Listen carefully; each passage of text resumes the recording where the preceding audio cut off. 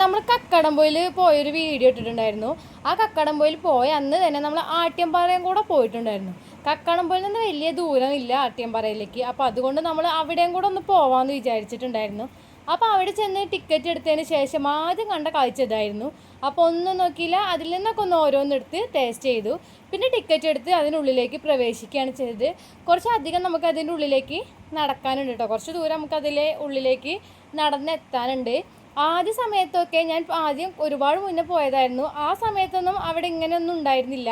അന്ന് പണികളും കാര്യമൊക്കെ നടക്കുന്നേ ഉള്ളായിരുന്നു. അപ്പോൾ ഇതാണ് നമ്മുടെ ആട്യംപാറ എന്ന് പറയുന്ന സ്ഥലം. അടിപൊളിയാണ് മക്കളെ, ഒരു രക്ഷയില്ല. നല്ല ഭംഗിയാണ് കാണാൻ. പ്രകൃതിയോട് ഇണങ്ങി കിടക്കുന്നതുകൊണ്ട് അതിൻ്റെ ഭംഗി എന്ന് പറയുന്നത് വേറെ ലെവലാണ്. അപ്പോൾ അത്യാവശ്യം നന്നായിട്ട് വെള്ളമൊക്കെ ഉണ്ടായിരുന്നു. അവിടെ പിന്നെ ആരെയും ഇറക്കില്ല.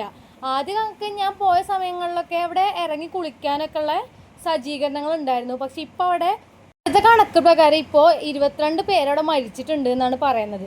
അതുകൊണ്ട് തന്നെ അവിടെ ഇപ്പോൾ ആരെയും ഇറക്കുന്നില്ല. പിന്നെ നമുക്ക് അതിൻ്റെ സൈഡിലായിട്ട് തന്നെ ഇങ്ങനൊരു പ്ലേസ് കിടക്കുന്നുണ്ട്. നമ്മൾ കപ്പിൾസ് ആയിട്ടാണെങ്കിലും ഫ്രണ്ട്സ് ആയിട്ടാണെങ്കിലും ഫാമിലി ആയിട്ടാണെങ്കിലും ഒക്കെ നമുക്ക് നല്ല റിലാക്സ് ആയിട്ട് സംസാരിക്കാനും കുട്ടികൾക്ക് കളിക്കാൻ പറ്റിയൊക്കെ നല്ല സ്ഥലങ്ങളുണ്ട്. അവിടെ ഇനിയും ഓരോ പണികളൊക്കെ നടന്നുകൊണ്ടിരിക്കുന്നുണ്ട്. അപ്പോൾ അതിനിടയിൽ ഞങ്ങൾ കുറച്ച് വീഡിയോസൊക്കെ എടുക്കുന്നുണ്ട്. അപ്പോൾ ഇതാണ് അവിടുത്തെ സ്ഥലം എന്ന് പറയുന്നത്. നല്ല ശാന്തമായ ഏരിയ കേട്ടോ. നമ്മളവിടെ കുറച്ച് നേരം വിശ്രമിക്കുകയും ജസ്റ്റ് ഒന്ന് ഉറങ്ങിപ്പോവുക വരെ ചെയ്തിട്ടുണ്ട്. അപ്പോൾ അത്രയും നല്ല ശാന്തത, നല്ല റിലാക്സിന് പറ്റിയ, നമ്മുടെ മൈൻഡൊക്കെ റിലാക്സ് ആക്കാൻ പറ്റിയ അടിപൊളി സ്ഥലമാണ്. പിന്നെ ഞങ്ങളൊന്ന് മനസ്സിനെ തണുപ്പിക്കാൻ വേണ്ടിയിട്ട് ഒരു ഐസ്ക്രീം കഴിക്കാമെന്ന് വിചാരിച്ചു. എനിക്ക് ഫ്ലേവറുകൾ രണ്ടും ഇഷ്ടമുള്ളതുകൊണ്ട് ആ ചേട്ടൻ 2 ഫ്ലേവറും കൂടെയൊക്കെ തന്നിട്ടുണ്ടായിരുന്നു.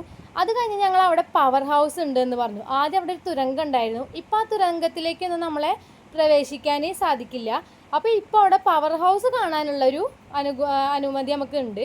അപ്പോൾ ഞങ്ങൾ നേരെ പിന്നെ പോയത് അവിടുത്തെ പവർ ഹൗസ് കാണാൻ വേണ്ടിയിട്ടായിരുന്നു. നമ്മൾ ഇന്നേ വരെ പവർ ഹൗസ് ഒന്നും കണ്ടിട്ടുണ്ടായിരുന്നില്ല. അപ്പോൾ എന്നാൽ പവർ ഹൗസ് ഒന്ന് കാണാമെന്ന് വിചാരിച്ചിട്ട് നേരെ പവർ ഹൗസ് കാണാൻ വേണ്ടി പോയി. ഞങ്ങൾ വിചാരിച്ച അതിനുള്ളിലേക്ക് നമ്മൾ പ്രവേശിപ്പിക്കുന്നതാണ്. പക്ഷേ ഇല്ല, നമുക്കതിന് പുറത്തൂടെ ഗ്ലാസ്സിലൂടെ മാത്രമേ കാണാൻ പറ്റുള്ളൂ. ഗ്ലാസ്സിലൂടെ നമുക്ക് കറക്റ്റായിട്ട് കാണാൻ പറ്റില്ലെങ്കിലും ഏകദേശമൊക്കെ കാണാൻ പറ്റുന്നുണ്ടായിരുന്നു. പിന്നെ ഞാൻ വീഡിയോയ്ക്ക് വേണ്ടിയിട്ട് ജനലുകൾ ഓപ്പൺ ചെയ്തിട്ടുണ്ട്. അപ്പോൾ ആ ജനലിലൂടെ ജസ്റ്റ് വീഡിയോസ് എടുത്തു. അതുകൊണ്ട് തന്നെ നല്ല ക്ലാരിറ്റിയിൽ നമുക്ക് അവിടുത്തെ സാധനങ്ങളും അതുപോലെ അവിടുത്തെ സെറ്റിങ്സും കാര്യങ്ങളൊക്കെ വീഡിയോയിൽ പകർത്താൻ പറ്റിയിട്ടുണ്ട്. ഇതൊക്കെ നമ്മുടെ കുട്ടികൾക്ക് കാണിച്ചു കൊടുക്കുന്നത് നല്ലതായിരിക്കും കേട്ടോ. അവർക്ക് ഇതിനെക്കുറിച്ചൊരു നോളജൊക്കെ കിട്ടാൻ നല്ലതാണ്. പിന്നെ നമുക്ക് ഈ ഗ്ലാസ്സിന് പുറത്ത് തന്നെ അവരൊരു ഔട്ട്ലൈൻ അല്ലെങ്കിൽ അതിൻ്റെ ഒരു ഫ്ലോ ചാർട്ട് പോലെ ഈ പവർ ഹൗസ് എങ്ങനെയാണ് പ്രവർത്തിക്കുന്നതെന്നുള്ളത് ഒരു ഫ്ലോ ചാർട്ട് അവിടെ നൽകിയിട്ടുണ്ട്.